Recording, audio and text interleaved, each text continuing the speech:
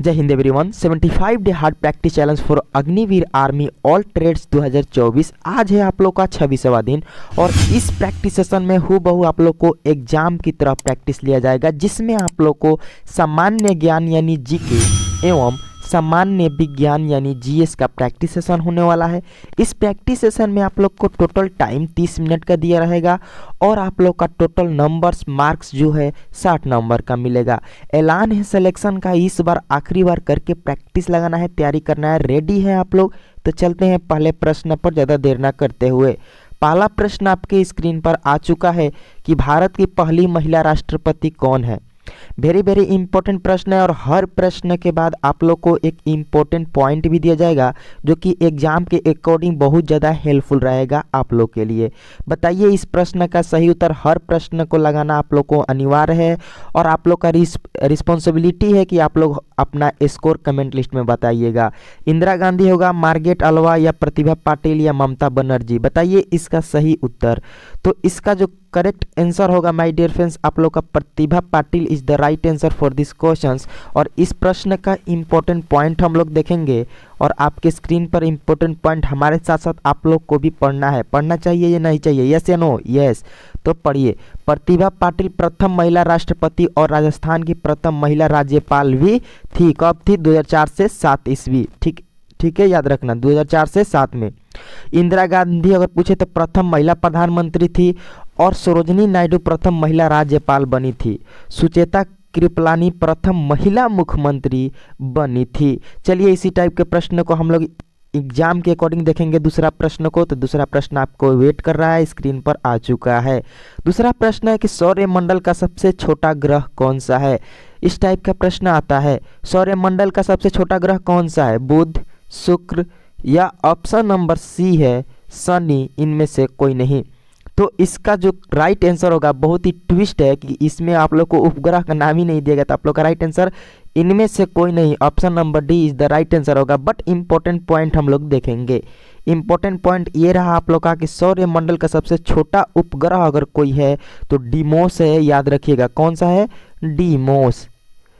याद करते चलिएगा, प्रैक्टिस के साथ साथ भी जो आता है उसको लगा दीजिएगा, जो नहीं आता है उसको याद करते चलिएगा। तीसरा नंबर प्रश्न आपके स्क्रीन पर आ चुका है कि वास्को डी गामा आप लोग जानते होंगे कहाँ रहने वाला था। वास्को डी गामा कहाँ का रहने वाला था? पुर्तगाल का, हॉलैंड, अमेरिका या फ्रांस का? तो इसका जो सही उत्तर होगा आप लोग का पुर्तगाल का रहने वाला था वास्को डी गामा, जो कि भारत की खोज की थी। Option number A is the right answer है आप लोग का। 4 नंबर प्रश्न पे चलते हैं। 4 नंबर प्रश्न पर फटाफट आ जाइए, फोकस कीजिए कि बिहार बंगाल से अलग हुआ था। बिहार जो है बंगाल से कब अलग हुआ था? 1910 में, 1912 में, 1921 में या 1947 ईस्वी में? तो इसका जो सही आंसर होगा आप लोग का 1912 ईस्वी में बिहार बंगाल से अलग हुआ था, जो कि ऑप्शन नंबर आप लोग का बी में है, वो करेक्ट उत्तर है। इस प्रश्न से रिलेटेड हम लोग इम्पोर्टेंट पॉइंट को समझेंगे। इम्पोर्टेंट पॉइंट ये रहा कि पटना के साथ 22 मार्च 1912 को बिहार और उड़ीसा और बंगाल से अलग हो गए थे। ठीक है, याद रखिएगा आप लोग। चलिए 5 नंबर प्रश्न चलते हैं। 5 नंबर प्रश्न आपकी स्क्रीन पर आ चुका है कि भारत छोड़ो आंदोलन कब प्रारंभ हुआ था। देखिए मैं बता दूं इस प्रैक्टिस सेशन का सबसे खास बात माय डियर फ्रेंड्स, अगर आप लोग अभी तक प्रैक्टिस यहां तक लगा ही रहे हो तो ये भी सुन लीजिए कि इस प्रैक्टिस सेशन में आप लोग को प्रीवियस ईयर भी प्रश्न देखने को मिलेगा, प्लस में लेटेस्ट प्रश्न भी देखने को मिलेगा। इससे क्या होगा, आप लोग का जो ग्रोथ लेवल है नॉलेज का वो इंक्रीज होगा और एग्जाम के लिए बहुत ज़्यादा मजबूत होते जाएंगे। बताइए इसका सही उत्तर क्या होगा? भारत छोड़ो आंदोलन कब प्रारंभ हुआ था? आप लोग के ऑप्शन स्क्रीन पर आ चुका है। फिर इंपॉर्टेंट पॉइंट देखेंगे। 8 अगस्त 1942 ईस्वी, 10 अगस्त 1942 ईस्वी, 15 अगस्त 1942 ईस्वी या 16 अगस्त 1942 ईस्वी? बहुत ही डिफिकल्ट आप लोग को यहाँ पर दे दिया गया है ऑप्शन। अगस्त टोटल दे दिया गया है, बस डेट का फर्क है। बताइए इसका सही उत्तर जल्दी से। तो इसका जो करेक्ट आंसर होगा माय डियर फ्रेंड्स आप लोग का 8 अगस्त 1942 ईस्वी इज द राइट आंसर है। ठीक है, याद रखिएगा। अब इस प्रश्न से इंपॉर्टेंट पॉइंट को समझिए कि भारत छोड़ो आंदोलन द्वितीय विश्व युद्ध के समय 8 अगस्त 1942 को आरंभ किया गया था।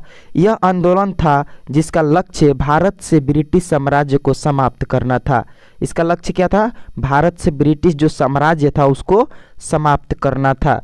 चलिए 6 नंबर प्रश्न पर फटाफट चलते हैं। 6 नंबर प्रश्न आपकी स्क्रीन पर आ चुका है कि भारतीय राष्ट्रीय कैंडल का प्रथम महिला कौन सा है? भारतीय राष्ट्रीय कैंडल का प्रथम महिला कौन सा है? फाल्गुन, माघ, पौष, चैत्र। जो हम लोग का इंडिया का कैलेंडर होता है वो पहला माह कैसे स्टार्ट होता है? जैसे इंग्लिश वाला को तो जनवरी, आप लोग 1 जनवरी मनाते होंगे, बट हम लोग का जो हिंदू धर्म है, जो भारतीय का कैलेंडर है, वो कौन सा माह में अपना प्रथम महीना मानता है?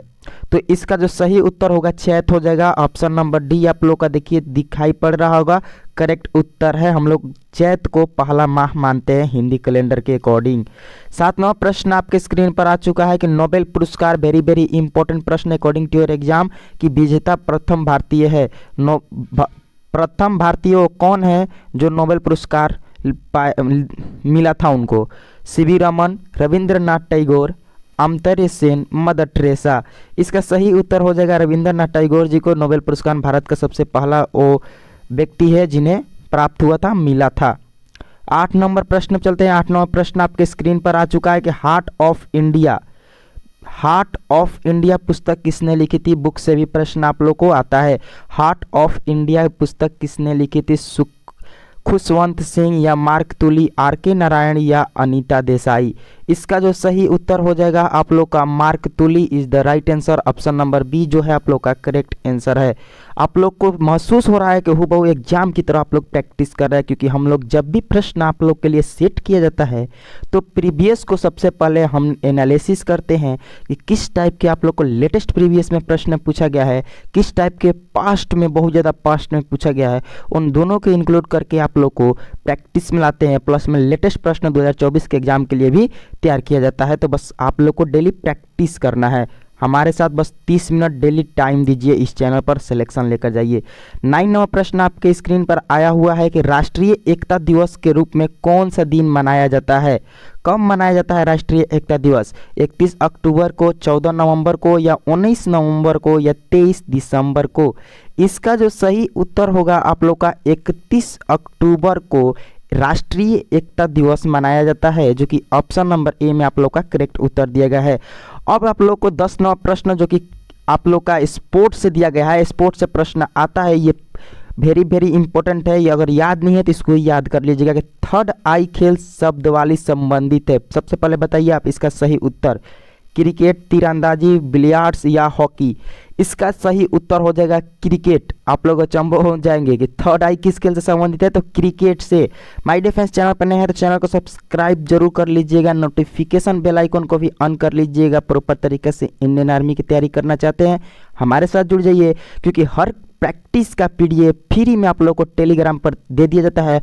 और बात है टेलीग्राम लिंक की, तो उसका लिंक डिस्क्रिप्शन में दिया रहता है। आप लोग डिस्क्रिप्शन में जाइए, लिंक पर क्लिक कीजिए, हमारे साथ बने रहिए। पूरा प्रीवियस क्लास नए हैं अभी तक नहीं किए तो वहाँ पर अपलोड है, और इस चैनल पर प्लेलिस्ट भी है जो कि सिलेबस कंप्लीट कराया गया है। आप लोग एक बार जाकर देखिए, topic wise questions bye questions कराया गया है, एक भी नहीं छोड़ा गया है। बस आप लोग एक बार चेक कीजिए। चलिए 11 नंबर प्रश्न पर जो नए हैं जो पुराने हैं अपना फोकस बनाए रहिए, रेगुलरिटी रखिए, बस सिलेक्शन मिल जाएगा आप लोग को, ज़्यादा हार्ड नहीं होता है। बिहार में प्रसिद्ध मंदिर गिरी मंदिर कहाँ अवस्थित है? ठीक है, बिहार में जो प्रसिद्ध, बिहार वालों आप लोग बताइए जरूर इस प्रश्न का कि बिहार में प्रसिद्ध मंदिर गिरी मंदिर कहाँ अवस्थित है? रोहतास में, गया में, या ऑप्शन नंबर सी देखिए बक्सर या बांका? तो इसका जो सही उत्तर हो जाएगा आप लोग का बांका हो जाएगा, बांका में अवस्थित है। आप लोग का ऑप्शन नंबर डी क्या था? करेक्ट आंसर था। बिहार वालों अगर पता नहीं है तो पता कर लीजिएगा, ठीक है। चलिए 12 नंबर प्रश्न चलते हैं। 12 नंबर प्रश्न आपकी स्क्रीन पर आ चुका है कि जैन धर्म का सबसे महत्वपूर्ण ग्रंथ कौन सा है? पूछा गया प्रश्न है, ये आप लोग का डबल स्टार कर लीजिएगा। प्रीवियस ईयर प्रश्न है कि जैन धर्म का सबसे महत्वपूर्ण ग्रंथ है त्रिपिटक या कल्पसूत्र या तोहरा या हदीस? सही उत्तर हो जाएगा आप लोग का, मैच कीजिए, कल्पसूत्र जो है जैन धर्म का सबसे महत्वपूर्ण ग्रंथ है। ऑप्शन नंबर बी आप लोग का सही उत्तर है। ऑप्शन नंबर बी क्या है माय डियर फ्रेंड्स, सही उत्तर है। बस एक एक प्रश्न का फोकस कीजिए और प्रैक्टिस लगाते रहिएगा। प्रैक्टिस लगाने से क्या होगा कि आप लोग का आदत बनते रहेगा और स्कोर भी जांचते रहिएगा। उसके साथ आप लोग का वीकनेस भी पता चलेगा, कौन क्वेश्चंस पर वीकनेस है। तो इस चैप्टर से ये प्रश्न आता है तो मुझे इस चैप्टर को कंप्लीट करना है और मैं कराऊंगा भी। जनगणना कितने वर्षों में एक बार की जाती है? देखिए जनगणना से भी प्रश्न आता है आप लोग को एग्जाम में, आप लोग को पता नहीं है तो याद कर लीजिएगा। तो जनगणना कितने वर्ष में एक बार की जाती है? 15 वर्ष, प्रति वर्ष, 5 वर्ष, 10 वर्ष? बताइए जल्दी से इसका सही करेक्ट आंसर। और मैं बता दूं आप लोग को कि अगर आप लोग को फास्ट लग रहा है प्रैक्टिस सेशन तो आप लोग स्टॉप करके आंसर बता कर ही आगे बढ़े, क्योंकि आंसर बताना आप लोग का अनिवार्य है। इसका सही उत्तर होगा जनगणना एक बार होता है 10 वर्ष के बाद। कितने बाद होता है? 10 वर्ष। ऑप्शन नंबर डी क्या आप लोग का सही उत्तर है। 14 नंबर प्रश्न में चलते हैं। आप लोग को देखिए ये बता देते हैं कि 15 प्रश्न जीके और जीडी वालों के लिए और 15 प्रश्न जीएस पूछता है इंडियन आर्मी के एग्जाम में, और हूबहू प्रैक्टिस उसी लेवल का कराया जा रहा है।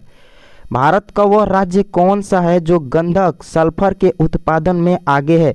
सबसे ज़्यादा गंधक यानी सल्फर कौन से राज्य में उत्पादन होता है? असम में, हरियाणा में, पंजाब में, तमिलनाडु में?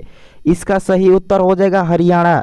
ऑप्शन नंबर बी आप लोग का करेक्ट आंसर है। हरियाणा क्या है? हरियाणा में सबसे ज़्यादा गंधक यानी सल्फर उत्पादन होता है। 15 नंबर प्रश्न और जीके वाला सेशन का लास्ट प्रश्न रहेगा, उसके बाद जीएस का हम लोग देखेंगे।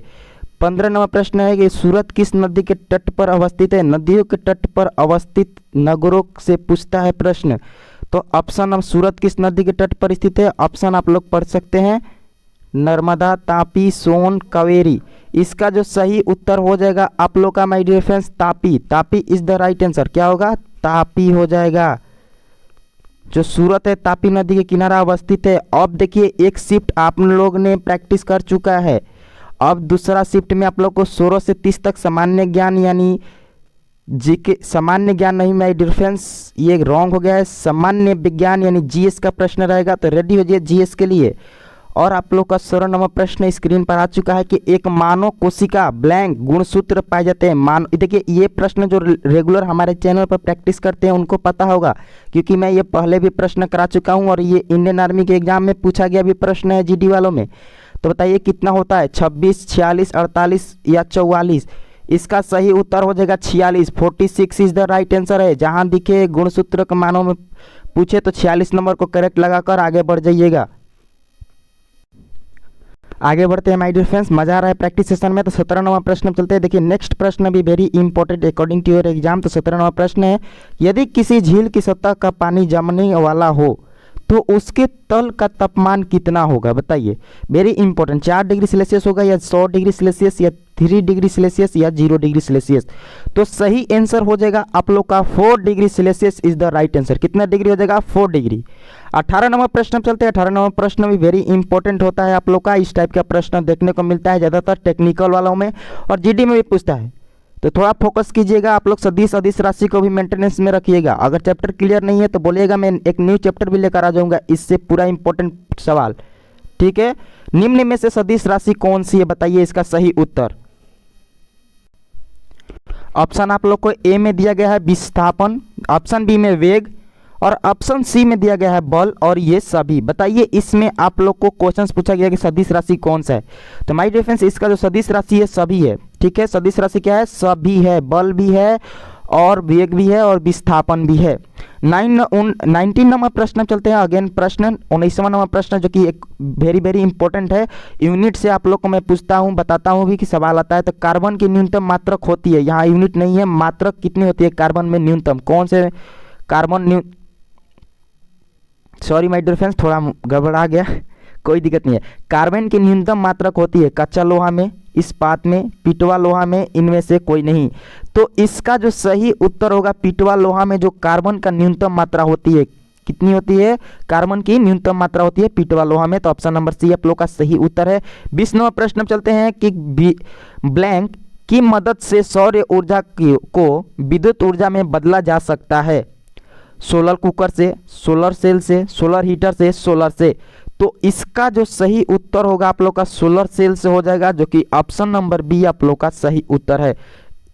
21 नंबर प्रश्न हम चलते हैं कि गठिया का नाम सुने होंगे, रोग से रिलेटेड है, संबंधित रखता है। तो गठिया की बीमारी जो है किससे में होती है? जोड़ों से होती है, गुर्दे या त्वचा या यकृत? तो ये जोड़ों में होती है, जो कि ऑप्शन नंबर ए आप लोग का सही उत्तर है। 22 नंबर प्रश्न चलते हैं कि D2O का अणु भार क्या होता है? बताइए इसका सही उत्तर। ऑप्शन नंबर आप लोग का ए में 18 दिया गया है, बी में 60, सी में 20 और डी में 98। तो D2O का अणु सूत्र नहीं पूछा गया है माय डियर फ्रेंड्स, अणु भार। तो इसका करेक्ट आंसर 20 हो जाएगा। ऑप्शन नंबर सी आप लोग का सही उत्तर है। 23 नंबर प्रश्न चलते हैं। 23 नंबर प्रश्न भी वेरी इंपॉर्टेंट है कि शरीर में लोहे की कमी से ब्लैंक होता है। शरीर में जब लोहा आयरन की कमी होती है तो क्या होता है? मधुमेह, उच्च रक्तचाप, रोतौंधी, एनीमिया। इसका जो सही उत्तर होगा anaemia is the right answer होगा। ऑप्शन नंबर डी आप लोग का क्या है? करेक्ट उत्तर है। 24 नंबर प्रश्न चलते हैं। ध्वनि का अधिकतम वेग होता है। ध्वनि का अधिकतम वेग कितना होता है? भाप, द्रव्य, ठोस, गैस? किस में होता है अधिकतम वेग? भाप में, द्रव्य में, ठोस में, गैस में? इसका जो सही आंसर होगा आप लोग का माय डियर फ्रेंड्स ठोस में होगा। ध्वनि का अधिकतम वेग ठोस में होता है। 25 नंबर प्रश्न चलते हैं। ध्वनि का अधिकतम वेग देखिए रिपीट हो गया है प्रश्न 24 और 25, तो I am really sorry for this. तो चलिए 26 नंबर प्रश्न देखते हैं और पीडीएफ आप लोग एक बार रिवीजन कीजिएगा डाउनलोड करके टेलीग्राम से। निम्न में से कौन सी बीमारी जीवाणु से फैलती है? निम्न में से कौन सी बीमारी जीवाणु से फैलती है? Pneumonia, typhoid, plague, AIDS? इसका राइट आंसर हो जाएगा typhoid is the right answer for this questions. ठीक है, और ये पूछा गया प्रश्न है इंडियन आर्मी के जीडी के एग्जाम में। इसको जीडी वाले थोड़ा अपना स्टार बढ़ा लीजिएगा इस क्वेश्चंस पर, क्योंकि प्रीवियस ईयर का रिपीट भी करता है प्रश्न, आप लोग के एग्जाम में बहुत ज़्यादा किया भी है।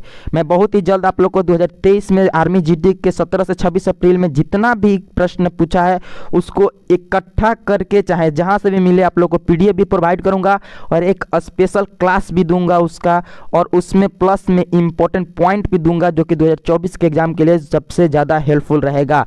बस आप लोग हमारे साथ बने रहिए। निम्न में से किसको पुनर्चक्रित किया जा सकता है?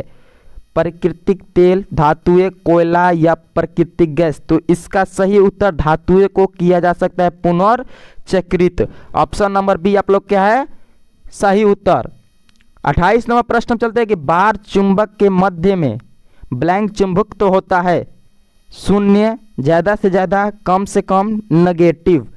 इसका सही उत्तर हो जाएगा आप लोग का माय डियर फ्रेंड्स, इसका जो करेक्ट आंसर होगा शून्य हो जाएगा। बार चुंबक के मध्य में शून्य चुंबक तो होता है, कोई चुंबक तो नहीं होता है। ठीक है, 29 नंबर प्रश्न सेकंड लास्ट प्रश्न है प्रैक्टिस सेशन का आप लोग का कि कौन सा पक्षी पीछे की ओर उड़ सकता है? कौन सा पक्षी है जो पीछे की ओर उड़ सकता है? हिमिंग बर्ड या ऑप्शन नंबर बी है आप लोग का डीवी या डोडो? इनमें से कोई नहीं। तो इसका जो सही आंसर हो जाएगा आप लोग का हिमिंग बर्ड जो पक्षी है वो पीछे से भी उड़ सकती है। और इस प्रश्न से इम्पोर्टेंट पॉइंट को हम समझेंगे कि हिमिंग बर्ड एकमात्र पक्षी है जो आगे पीछे दोनों की तरफ उड़ सकता है। इसे गुंजन पक्षी भी कहते हैं। और इसमें इंपॉर्टेंट पॉइंट दिया गया है और पूछा गया प्रश्न है कि सबसे बड़ा अंडा किस पक्षी का होता है? तो शुतुरमुर्ग का सबसे बड़ा अंडा भी होता है और शुतुरमुर्ग सबसे बड़ा पक्षी भी है। ठीक है, इसका याद रखिएगा आप लोग इस इंपॉर्टेंट पॉइंट को। और लास्ट प्रश्न आपकी स्क्रीन पर आ चुका है कि न्यूनतम की गति, न्यूनतम नहीं है my dear friends, Newton. Typing में मिस्टेक हो गया है, कोई दिक्कत नहीं, बस आप लोग को समझना है कि न्यूटन की गति का तृतीय नियम संबंधित है क्रिया प्रतिक्रिया, जड़त्व, संवेग, संरक्षण, इनमें से कोई नहीं। इसका सही उत्तर होगा आप लोग को अगर तृतीय नियम याद होगा तो क्रिया प्रतिक्रिया होगा, जो कि ऑप्शन नंबर ए आप लोग का सही आंसर होगा। बंदूक से छोड़ी गई गोली आप लोग को याद होगा एग्जाम्पल में। यहाँ इंपॉर्टेंट पॉइंट में भी आप लोग को देखने को मिलेगा। इंपॉर्टेंट पॉइंट में दिया गया है कि इस नियम के अनुसार प्रत्येक क्रिया के बराबर तथा विपरीत दिशा में प्रतिक्रिया होती है। इस नियम को क्रिया प्रतिक्रिया का नियम भी कहा जाता है। जैसे कि बंदूक से गोली छोड़ते समय पीछे की ओर झटका लगाना। आप लोग इस क्या बोलते हैं इस उदाहरण को बहुत ज़्यादा हाईलाइट किए हुए हैं, चारों तरफ पढ़े होंगे हर क्लास में भी। अब बताइए आप लोग ने टोटल 30 प्रश्न का प्रैक्टिस लगाया हो बहु एग्जाम की तरह, तो आपने 30 क्वेश्चंस में कितना अटेंड किया है। अटेंड अगर आप लोग 25 प्लस अटेंड किए हैं तो अपने 50 नंबर का यहाँ पर काम कर चुके हैं। डेली प्रैक्टिस लगाते रहिए रात 8 बजे। जो नए हैं आज से समझ जाइए कि डेली 8 बजे एक वीडियो आप लोग को प्रोवाइड होती है इस चैनल से, ताकि आप लोग को बुक से ज़्यादा इस पर भरोसा हो जाए और हर एक क्वेश्चंस को देखिएगा तो वही लेवल रहता है। ठीक है, जो पुराने हैं लगातार जैसे ही आप रेगुलर प्रैक्टिस करते हो वैसे ही करते रहिए। पीडीएफ को डाउनलोड करके रिवीजन भी एक बार करते रहिएगा। इससे क्या होगा कि जो क्वेश्चंस नहीं भी याद होगा वो याद होगा। अगर 30 दिन आप लोग 30 प्रश्न का प्रैक्टिस करते हैं तो 900 जीके जीएस का प्रैक्टिस कर चुकेंगे।